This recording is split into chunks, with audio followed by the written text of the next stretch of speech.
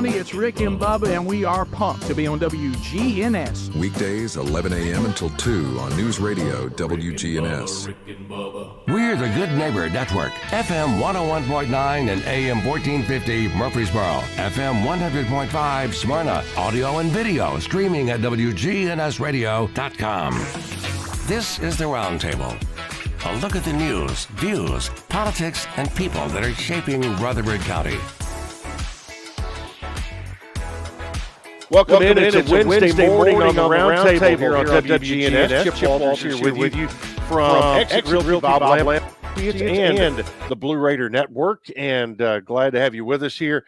And today we're welcoming back an old friend who has been part of this program before, talking about his writings, and that is Stephan Foust, who former professor in the College of Media and Entertainment at MTSU. And Stephan, thanks for taking some time to come back on. My pleasure, Chip. It's always a pleasure to be on here with you. Good deal. Well, before we get into your new book, which, by the way, those of you who are watching on YouTube, there it is right there, Under the Lights and the Halloween Moon. It is available on Amazon and other places, which we'll find out about in just a bit. But I want to backtrack a little bit and do a little catch-up work here. Number one, you first came on to talk about your book, A Leaf in the Stream, which is I don't know if I'd say loosely based or very heavily based. It is semi-fictional, semi-non-fictional about your walk across the United States. And since you were on about a year ago, just kind of give us an update on some of the feedback that you've gotten from that book and how it's done for you on Amazon. Well, it continues to sell, and that's always a nice thing. Yeah, exactly.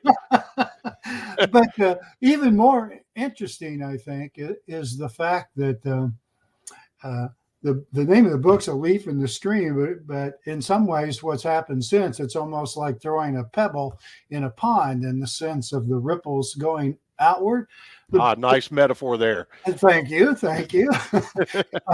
The book has found its way across the country on its own, and it's ended up, interestingly enough, in the hands of people who are actually in the book that I had lost contact with. And so what it served for me personally is as a way to reconnect with folks that are in the book under fictional names and whatnot.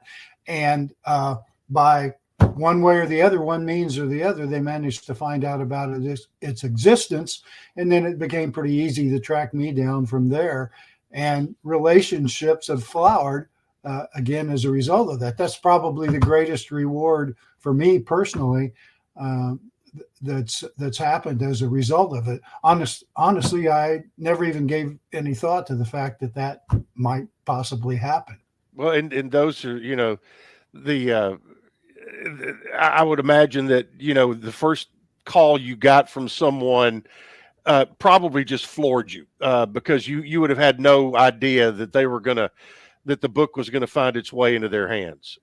Exactly. And then, of course, for a second, you sort of hold your breath on, well, did you like it? Did you like my treatment of your fictional character? And to get positive feedback on those sorts of things has been very meaningful and helpful to me as a writer. Yeah, well, for folks who may have missed our first interview and don't know about that book, A Leaf in the Stream, give them your elevator speech when you describe what that book is and what it's about. Well, it's and I think I've got a copy of it right here. Or did I move it? Looks like I moved it. I wasn't expecting us to go here today. Have you got it? I know my copy's here in my office somewhere, but yeah, go right ahead. At any rate, going right ahead with the question that you ask, which was now I've lost my train of thought here. Just kind of give a little synopsis of that book and a little teaser since we're talking about it right now of A Leaf in the Stream, and so the people know what we're referencing about. Yes, it's a fictionalized account of the 15 months that I spent walking across the United States from the coast of North Carolina, Nags Head, North Carolina, all the way to the coast of California, Point Reyes National Seashore, 3,506 miles to be exact.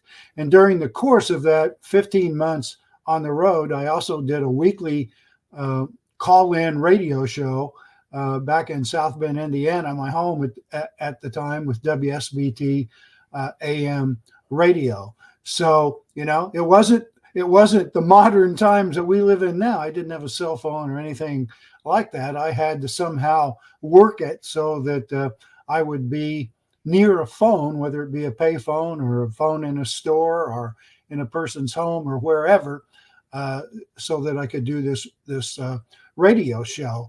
And as a result of the radio show and the kind of attendant publicity that went with doing this and doing radio interviews and television interviews that were always sort of ahead of me, making it possible for me to walk into a town or basically walk into anything and be a recognized person, not some dirty, sweaty stranger just appearing in the midst. It made things a whole lot easier and opened up worlds that wouldn't have been open to me under any other set of circumstances. So the book, as opposed to doing it first person and having a long story of I, me, that just didn't feel very good to me.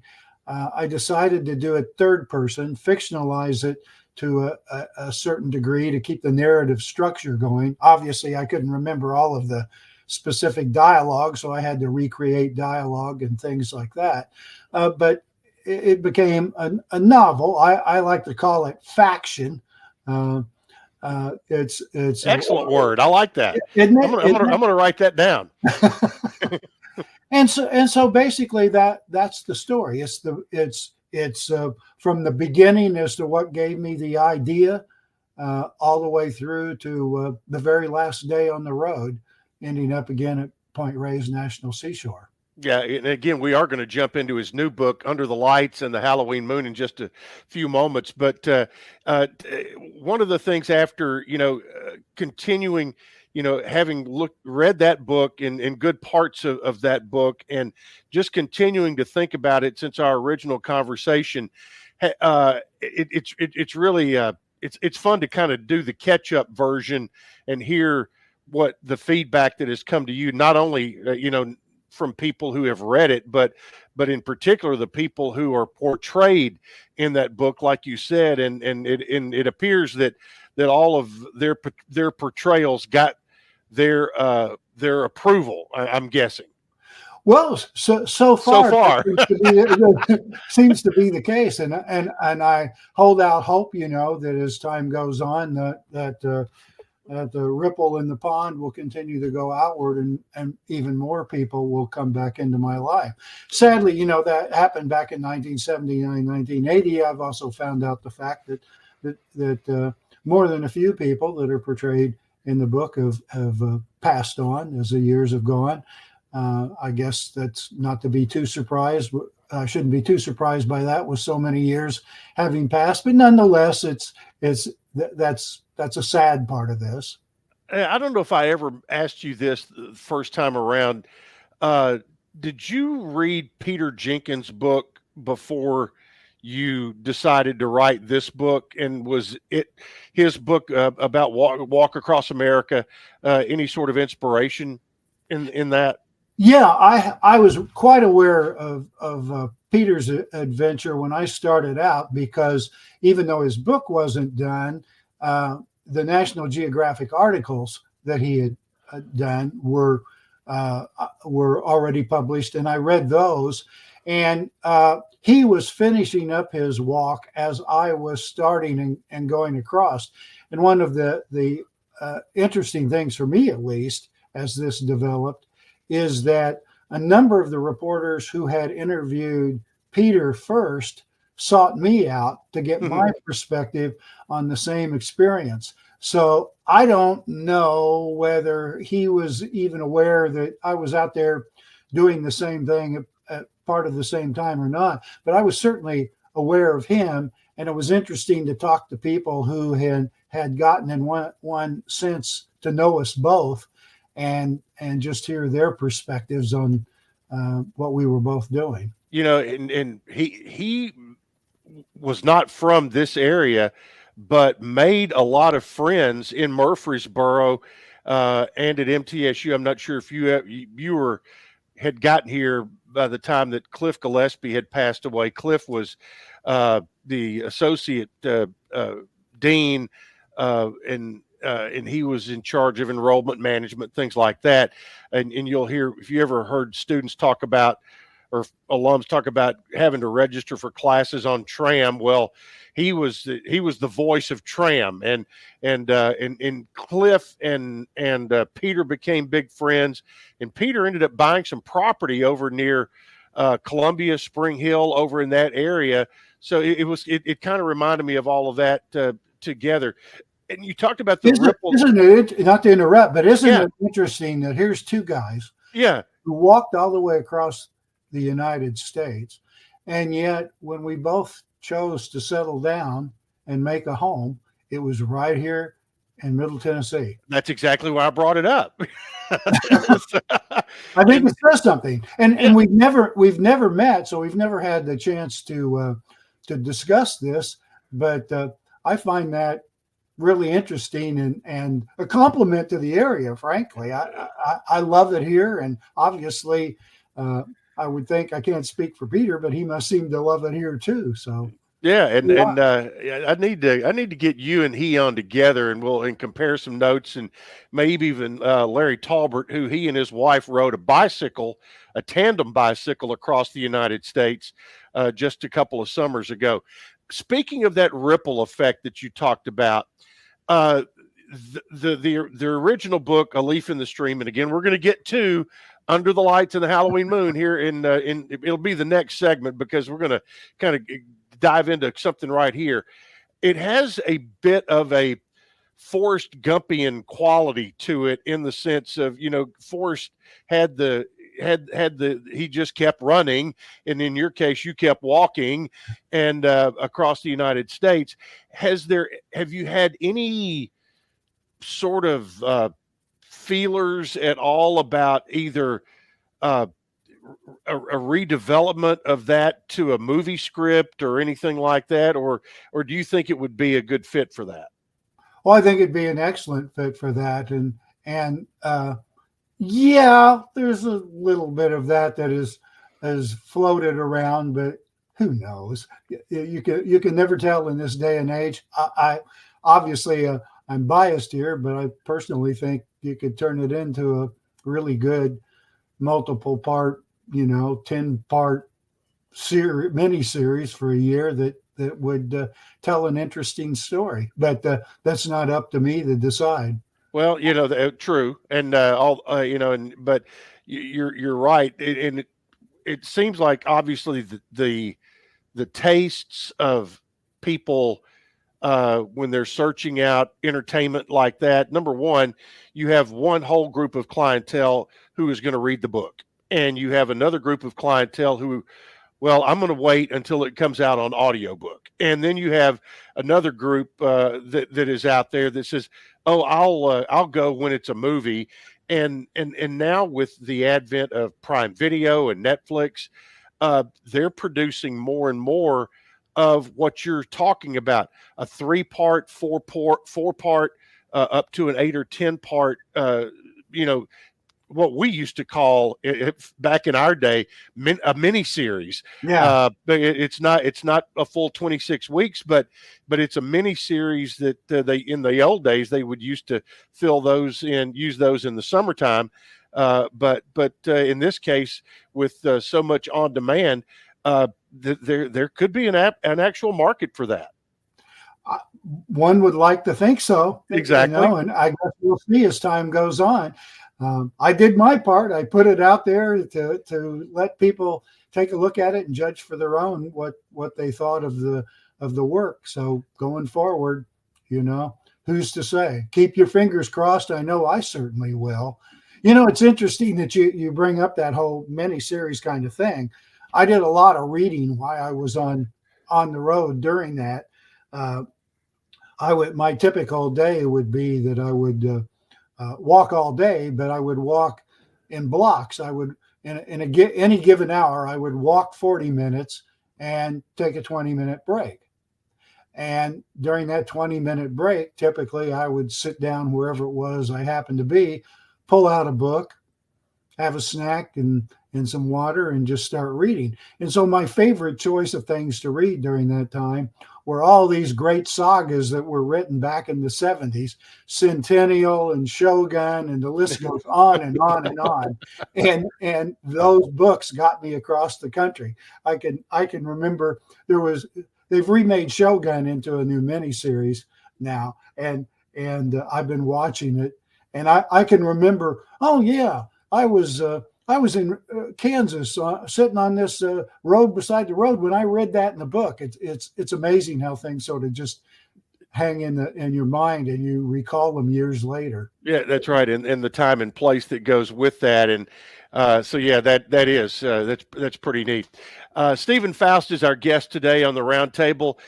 We promise we're going to talk about his new book in the next segment, Under the Lights and the Halloween Moon. And it also has some basis in reality as well. We'll dive into that when we return to the Roundtable here on WGNS.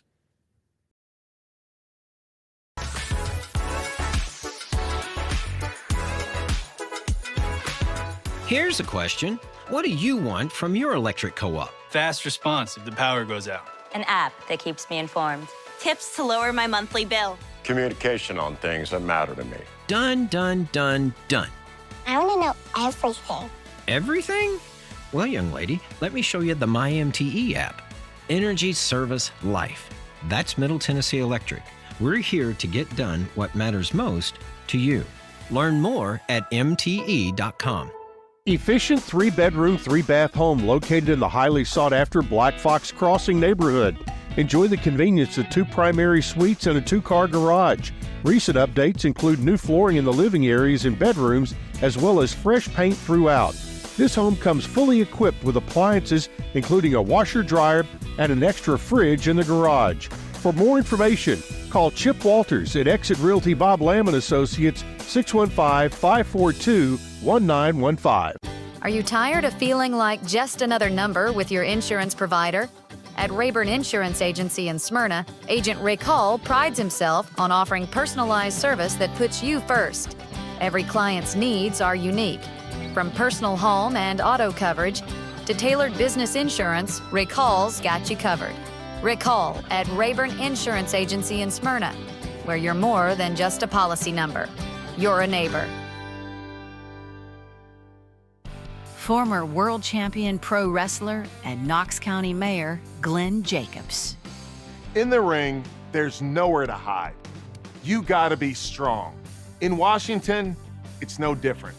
That's why I stand with Marsha Blackburn. I'm Glenn Jacobs. I spent my life in the ring. It takes strength, guts, and resilience. And Marsha Blackburn has it all.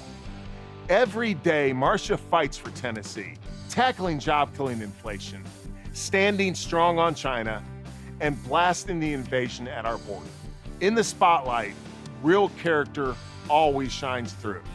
Take it from me. With Marsha, what you see is what you get. And what we're getting is a true champion. Marsha Blackburn, real strength for Tennessee. I'm Marsha Blackburn, and I approve this message. Paid for by Marsha for Senate. This is Good Neighbor Events with Bart Walker. Brought to you by AmeriCare Pest Control and the law offices of John Day. I've got Here's Tom Sweat with AmeriCare Services Incorporated. AmeriCare's moisture control services include mold testing, mold remediation, crawl space repair, vapor barrier, sump pump installation, radon testing, radon mitigation, and basement waterproofing. If there's something wrong in your crawl space or basement, we can probably help. Just ask for a free inspection. 893-7111. AmeriCare Services Incorporated. WGNS checks your Good Neighbor events. Take advantage of early voting now through the 31st and Election Day is November 5th. It's also that community yard sale Saturday from 8 in the morning until 2 in the afternoon in the Kittrell Community Park at 8067 the Old Woodbury Pike. That's 8 o'clock Saturday morning until 2 in the afternoon. There are 2 grief support groups here in the community. One is Wednesday mornings at 10 at the St. Clair Street Senior Center. The other is a walking grief support group, and that's the next morning at 9:30. Thursdays, right there at the Picnic Pavilion at Oaklands Park, and they're both free.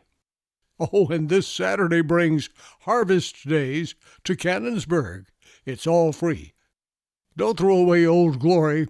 Bring your tattered American flag to WGNS and let the girls from BSA Troop 2019 at Trinity United Methodist Church retire it with dignity. Plus, we also recycle Bibles. Those are WGNS Good Neighbor events. Rutherford weather.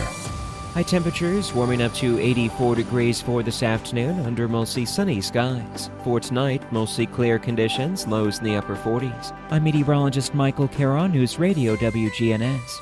Right now, it's 59. Broadcasting from the Middle Tennessee Electric Studios, MTE Sharing Change is funded by members who round up their electric bills to the nearest dollar each month as a donation and support hundreds of local nonprofits. Find out more at sharingchange.org.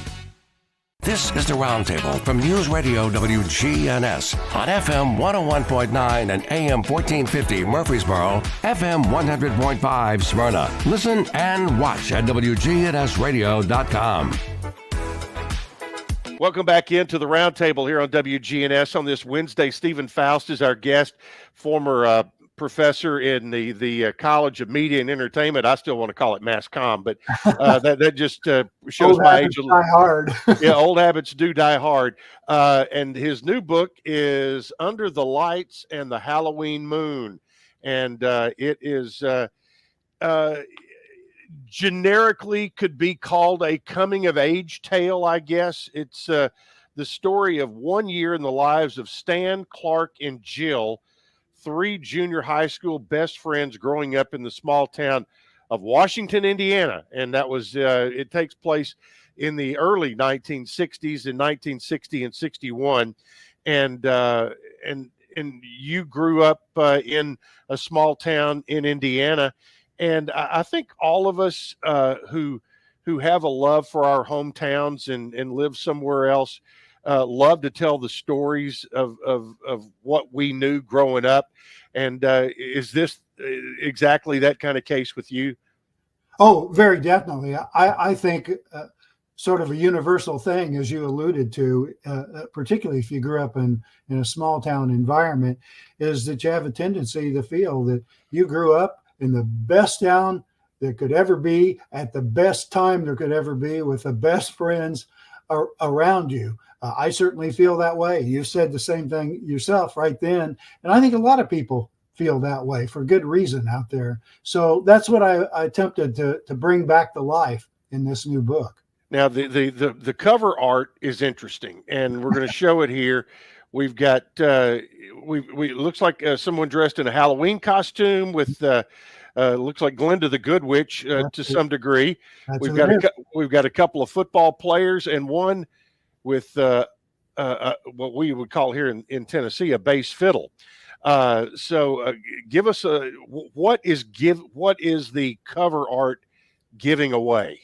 Well, one of the things is you have to go all the way to the last chapter before the mystery of that cover is completely unfolded. But what I will tell you about it is that yes, the 2 of the football players there, one is holding the football. That's the Stan character, who's basically my alter ego. The character holding the stand-up bass is Clark, who is a gifted athlete, but he's also gifted as a jazz musician. And he's at the point at time in his life where he's not sure which route he wants to go. Does he want to go the musical route, or does he want to go the athletic route? Is there a way to do both? I guess we just have to see. And Yeah. Jill, the girl dressed in the Glinda the Good Witch costume, if you notice, she's also wearing a pair of pink Chuck Taylor All-Star basketball sneakers. There you go. I didn't notice that, but I do now. Jill was probably the best athlete in the whole Dern County when we were growing up. But 1960 and 1961 was not a particularly good point for young female athletes. There just weren't that many opportunities for a young woman like Jill, even though she could probably throw a football, run a football, and do everything else on a football field or any athletic endeavor than either Clark or I could. And so that's kind of her role in this is in a lot of ways, she's the sidekick and the great supporter, the glue that holds the group together of this three-legged stool friendship that's going on. Yeah.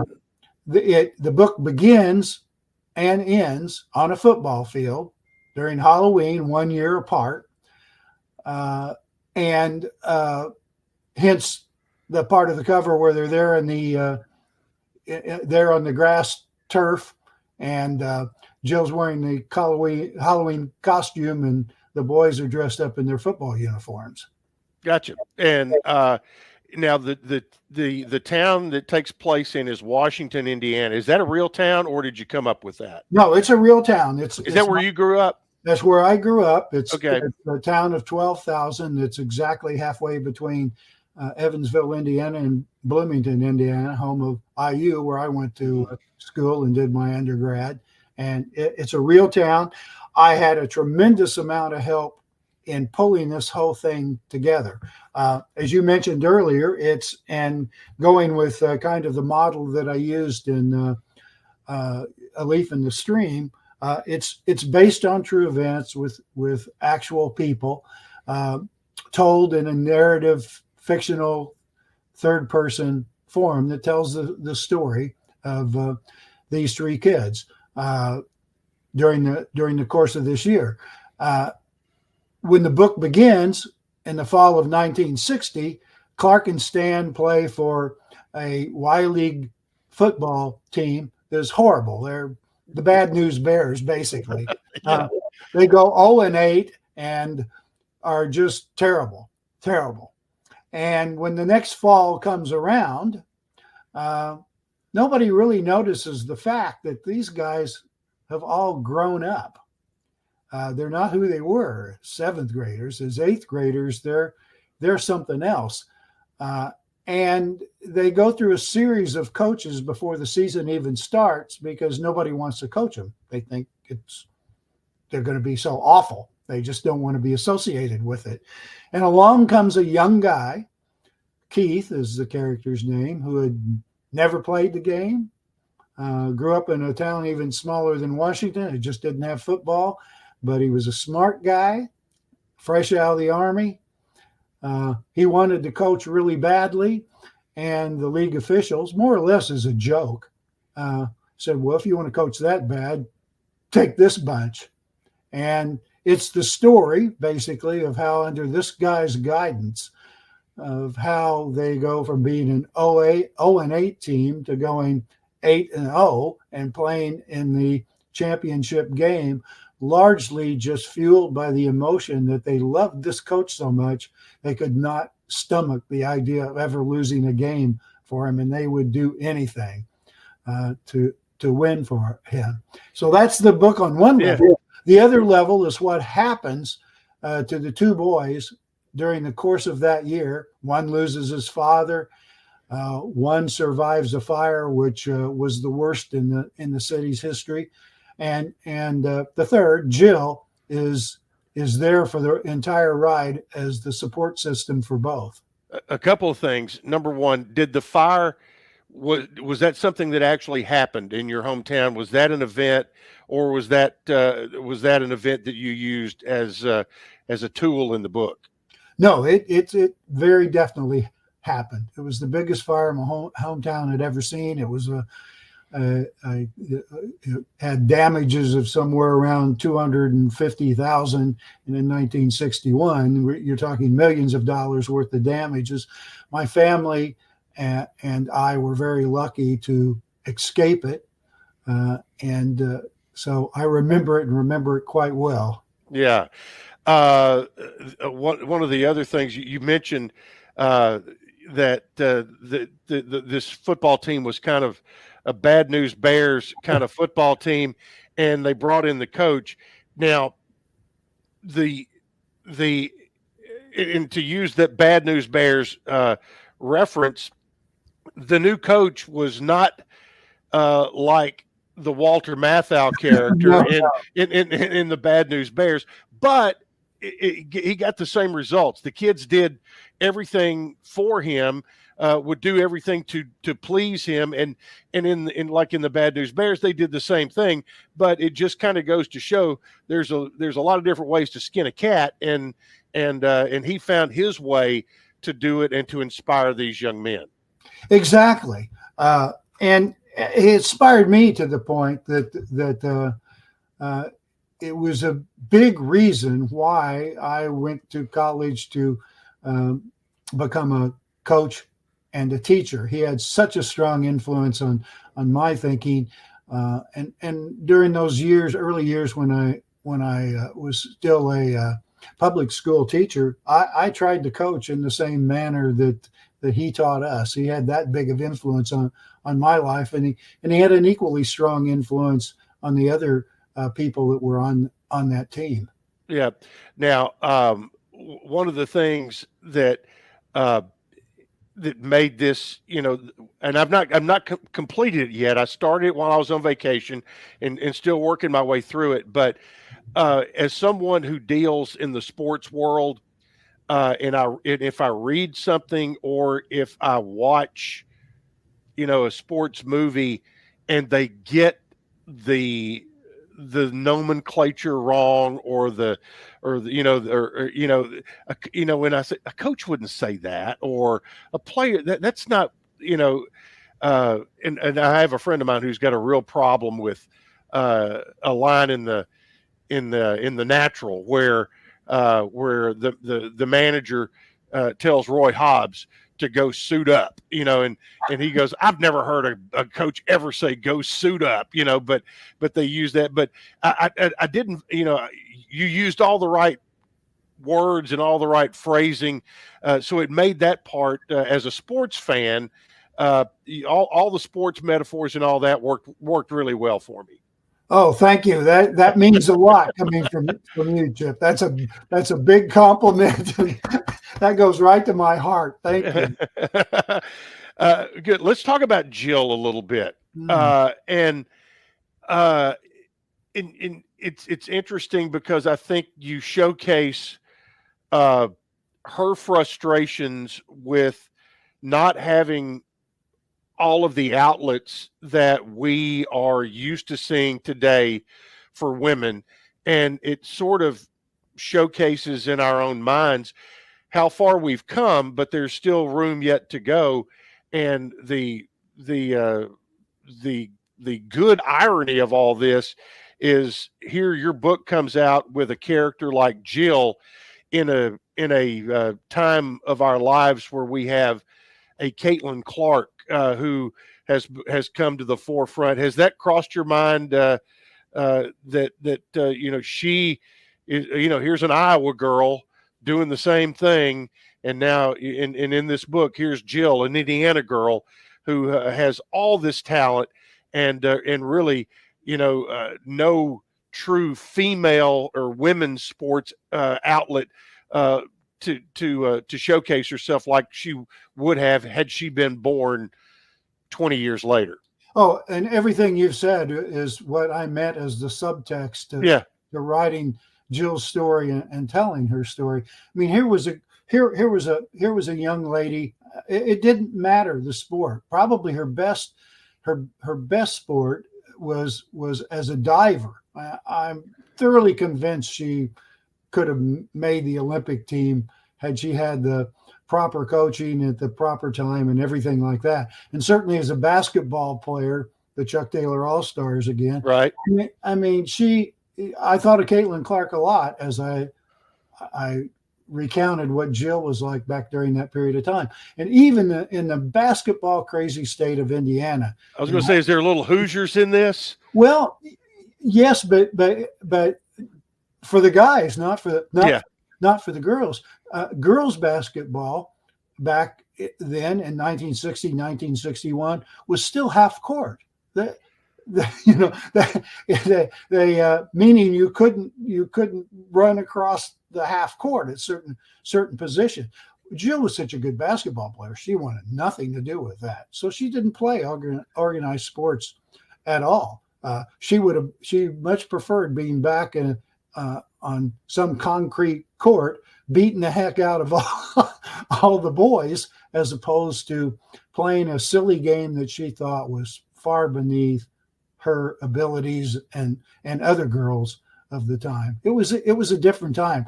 When I tell that story about, well, they couldn't even play full court basketball back then, people, you know this, Chip, better than I do. People are amazed that it was like that back then. Well, that hits home, to hear, because, Tennessee is known as a great women's basketball state, and the 6-on-6 game went on here for such a long time. And the person who got that changed was Pat Summitt. Mm-hmm. And as a matter of fact, she came out, and once she had the Lady Vols kind of going, she said, I am no longer going to recruit high school players from Tennessee until you change it from a 6-on-6 half court game to the 5-on-5 full court game.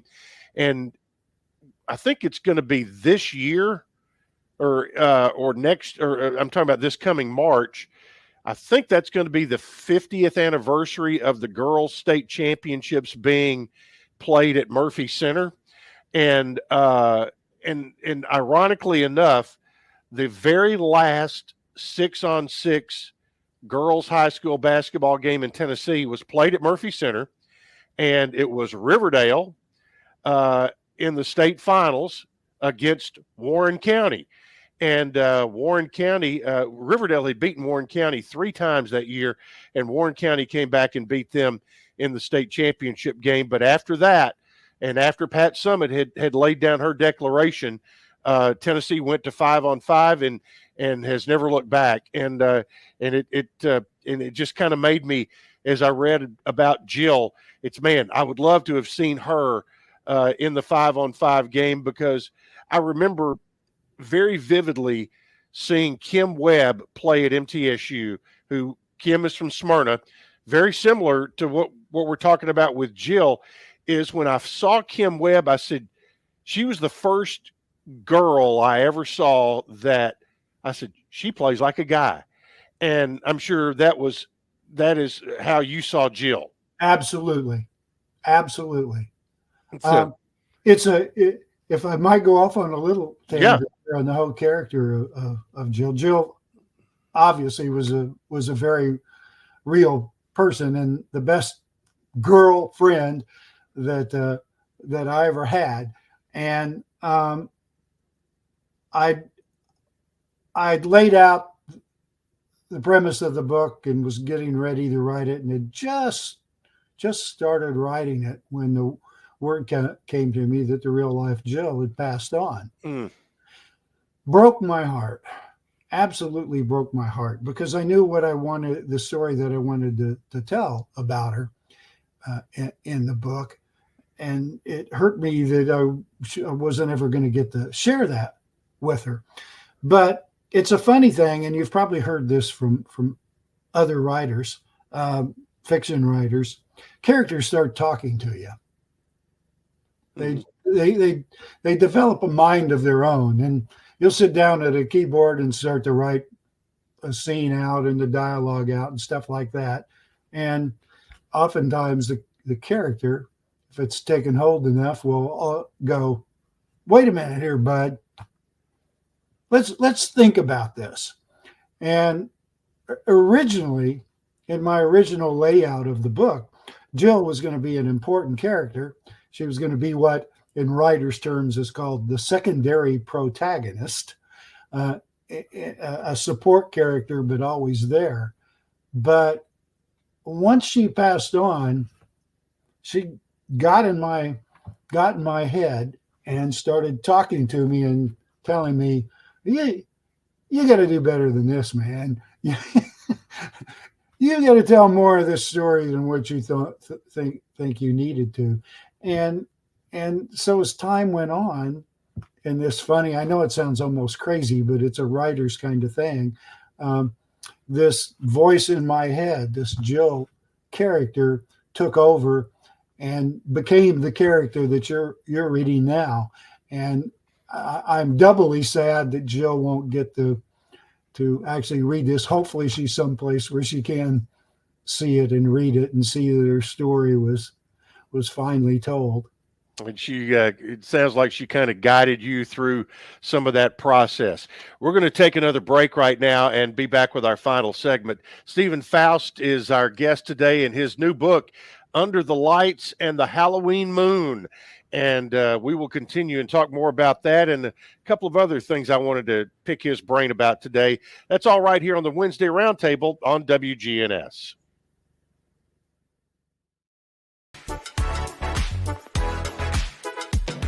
Paid for by Christian Care Ministry. You know, a lot of times you have to choose between something high quality or something that saves you money. But if you could get both, why not? Especially when it comes to health care. And that is MediShare. You get both. Many families save $500 a month with MediShare, and that's huge. But it's also true that people wind up way more satisfied, too. The member satisfaction rate for MediShare is double that of the typical health insurance plan. Double. That's because MediShare works. It has for more than 30 years. It's a community of Christians who have shared more than $5 billion of each other's bills. People love having telehealth. They love the huge PPO network. So, yeah, really, you can save a ton and like it better. Imagine being happy with how you're taking care of your health care.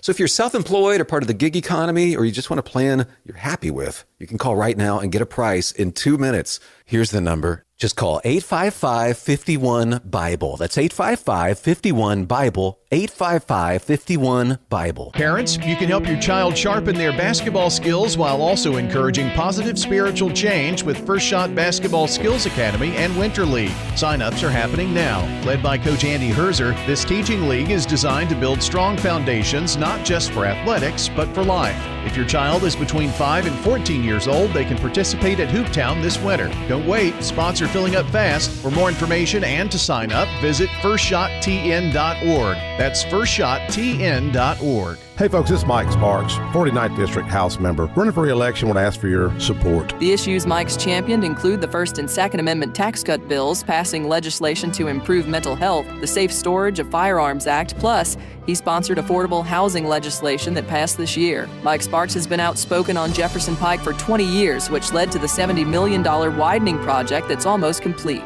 We need Mike Sparks to remain in the State House. This is Mike Sparks asking for your vote. Paid for by citizens like Mike Sparks, Alicia Sparks, Treasurer. America is under assault from communist China, and it's happening right here in Tennessee. For years, they've spied on our military bases and stolen our most advanced technology. But now, communist China is coming for our farms, buying up tens of thousands of acres, endangering our food supply, and giving them a bird's eye view of our most sensitive military bases. Listen to Tennessee farmers talk about the threat from communist China. China is buying up land all over America.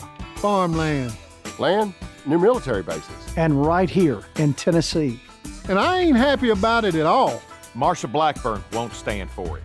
Marsha Blackburn has led the fight to stop communist China from buying up our land. Marsha will put an end to it. That woman is strong. She's tough. This is America. And every day, Marsha Blackburn is fighting to keep it that way. Marsha Blackburn, real strength for Tennessee. I'm Marsha Blackburn, and I approve this message. Paid for by Marsha for Senate. This is the Roundtable from News Radio WGNS on FM 101.9 and AM 1450 Murfreesboro, FM 100.5 Smyrna. Listen and watch at wgnsradio.com. Welcome back into the Roundtable here on WGNS. Chip Walters with you, along with Stephan Foust, our guest today, in his book, again, Under the Lights and the Halloween Moon. We did kind of a deep dive on Jill, and we know that Stan is kind of your character. Now, Clark, who is, we mentioned, he's on the cover, and you see him there with the upright bass as well as his football uniform. He is equally talented athletically and as a jazz musician. And during this year that is chronicled in the book, he loses his father. And how did he handle and what was your goal in the messaging of his character about how he handled the balance of his musical life and his sports life, and also in that pursuit, losing a father in there who is sometimes one of the biggest supporters that a young man can have in both of those areas? Well, it was difficult for him, and I think anyone who has lost a parent at a young age, I mean, anyone who has lost a parent at any age, that stays with you. It doesn't go away no matter what age you are. It has a profound effect upon the way that a person goes on with the remainder of their life at that point. And that was very much the case with the Clark character, made doubly difficult by the fact that his father had such a strong influence on helping Clark to be his own man and to find out who he really was. And I don't know how much you know about, or the audience knows about the world of jazz and playing music. I had a lot to learn. I'm married to a musician, but I can't even hardly turn on the radio. I have no talents whatsoever. So I've had to do a lot of listening to musician friends of mine to teach me about what it means to be a really gifted musician from a young age. And the parallel in Clark's life is that he was the center on our football team, and he was the stand-up bass player in the jazz group in which he played. Well, it's essentially the same thing. It takes a person who would rather see the team succeed than have success of his own. He would in football, he would much rather be the guy blocking for the person that's going to score than being the guy that scored the big touchdown. And in the music world, he preferred to be the guy who laid it down and let the others do the solo work and stuff like that. He's keeping the beat. He's keeping the beat. And so once I really understood that clearly, I kind of started understanding more and more about Clark, and I wanted to present him as a person who was a leader in all ways, and that he inherited that from his father, and that even at times when he couldn't realize how strong an influence that he had on the rest of us, his friends, it was there. I mean, we all saw him for what he was: brilliant, a leader, talented in whatever way he wanted to go. And so that's what I tried to do with that particular character. Well, and if you to throw in a movie reference there, he was the strong, silent type. Yes. And when he spoke, he had something to say. Right. And because sometimes people speak so much you just start tuning them out. But when you all learned and the other characters learned that when he had something to say, you better be quiet and you better listen. Yeah. So, now, why did you choose Halloween Moon? Because there's an old song, By the Light of the Halloween Moon, or and so that was all brought into the title of your book here. Well, as you said, you haven't quite gotten to the end yet, and I don't want to spoil the end. Gotcha. Okay. But in the last chapter, that question is answered. There's another question that's answered in the final chapter too. And if you look at the cover again, you'll notice there's a fourth person on the cover of the book. The book is basically about three people, but who's that fourth guy? Now the one on the left, we've not talked about him. No, nor will I. Is that somebody's little brother? Oh, you will find out in the last chapter why that person is on the. Okay.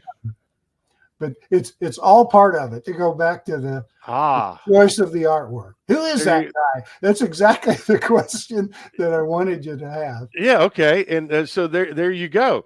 And so the Halloween Moon, and it's written from the last game of one year until the last game of the next. The team that finishes 0-8 till the team that finishes 8-0 and plays in the championship game of the league. So again, it is available on Amazon. Anywhere else it's available? Amazon and Kindle. There's also the Kindle version of the book. Okay. Have either of your books been audio, or have they been audio books yet? Yes, A Leaf in the Stream is an audio book. Now, did you voice it, or is there? No. Okay. I need to get a literary. I'd love to voice a book sometime, because Lord knows I'll never write one. Well, you'd be great at doing that, and this is a conversation off air that you and I should have about. I learned a lot about the process, and I worked with a voice actor, a Boston-based voice actor on this, and I thought going into it that I was not going to enjoy the process, but the reality of it is it turned out to be one of the more fun things I've ever done in the business, and I learned a lot from it. It just, if I might say something about that particular process, I've written about, in both books, I've written about people who have been important to me in my life, and were real people, and I tried to capture them in terms of the way they spoke and the way they acted and everything else as best I could. And I never thought about this when we started working on the audio book. Mark, the fellow that did the voiceover work on this, really hit me up hard with a lot of questions about who are these people, what's their story, blah blah blah blah blah blah, so he could develop their character. Well, the first time that we went to review a chapter, and I heard my father's voice, my father's words being said to me, I started crying. It just came out of nowhere, because Mark brought my dad back to life. Wow. That's probably the best compliment you can give him, by saying that his words welled up those emotions in you. Yeah. And when I told him that, it had a very strong effect on him too, as an actor. Well, I'll tell you, the way you write is very readable, and the storytelling and the natural flow of both your books. And I looked it up here because I wanted to kind of give you.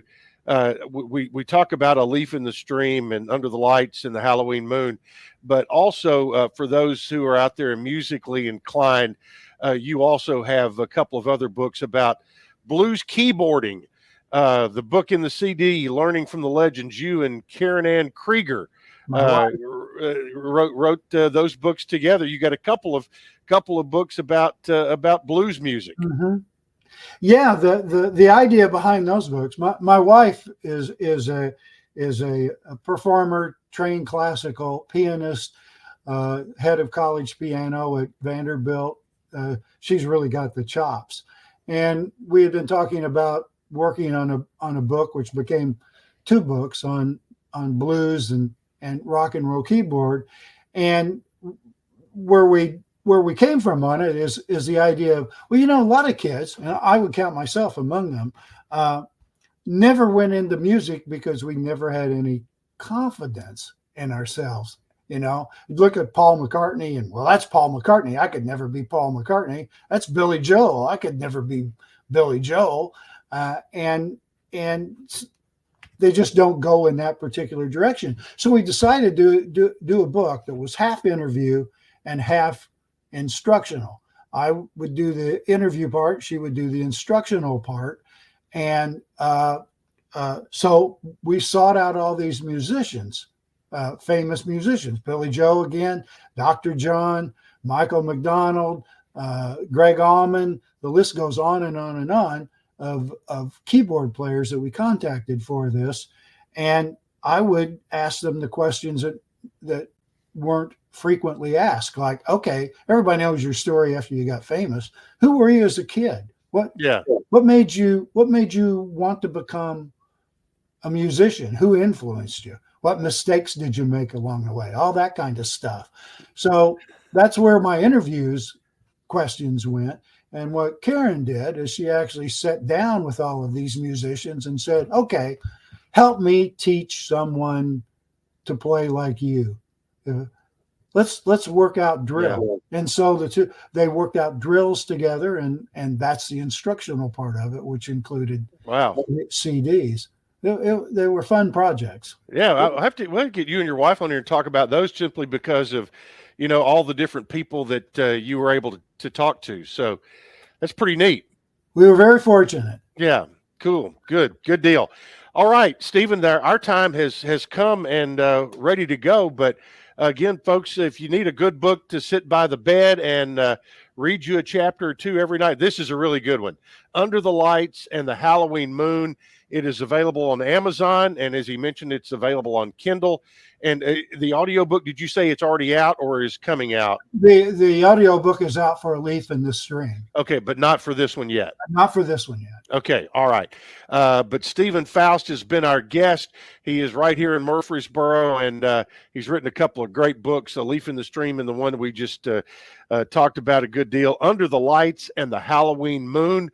Coming up next week, we're getting much closer to Veterans Day. We're going to do a veterans program next week with Hillary Miller of the Charlie and Hazel Daniels Veterans and Military Family Center on the MTSU campus, because Salute to Veterans Day is coming up at Blue Raider football as well. So a whole lot more of that stuff coming up very, very soon. But thanks again to Stephan Foust for being with us. Stay tuned for a whole lot more stuff coming up right here on the Big G, WGNS.